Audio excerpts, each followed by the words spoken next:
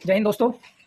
RSS अर्थात राष्ट्रीय स्वयंसेवक संघ ने 52 साल तक राष्ट्रीय ध्वज अर्थात तिरंगे को अपने हेडक्वार्टर्स पर नहीं फहराया, उसकी होस्टिंग नहीं की।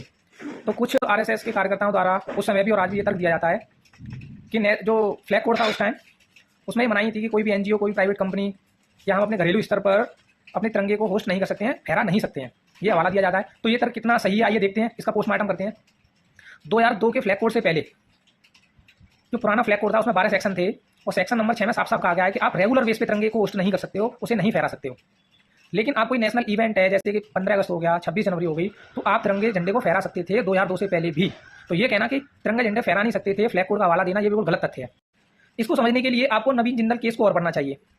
1993 में नवीन जिंदल नाम के एक व्यापारी थे, इनकी कंपनी थी रायगढ़ तत्कालीन मध्य प्रदेश, जो अब छत्तीसगढ़ में चला गया है। तो इन्होंने अपनी कंपनी पर तिरंगे झंडे को फहराया। 1993 की बात है ये। वो झंडा रेगुलर बेस पे फहरा रहा। 1994 में एसके दुबे नामक कमिश्नर की नज़र उस पर पड़ी, तो उन्होंने अपने अधिकारियों को वहाँ भेजा और कहा कि आप इस तिरंगे झंडे को नहीं फहरा सकते हैं और फ्लैग कोड का हवाला दिया। तो नवीन जिंदल से मनाही करी गई, तो वो इसको लेके दिल्ली हाईकोर्ट चले गए 1995 में।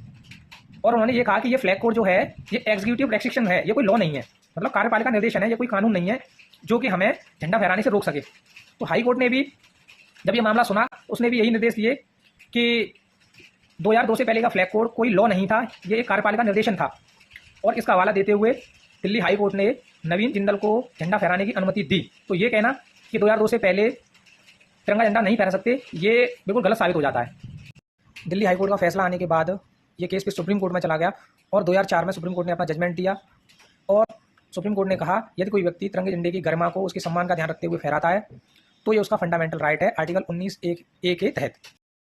तो आरएसएस ने अपने हेडक्वार्टर्स पर 52 साल तक तिरंगा झंडा नहीं फहराया। ये मुद्दा आज भी चर्चा का विषय बना हुआ है। तो आप लोग भी अपनी राय दे सकते हैं। Thank you.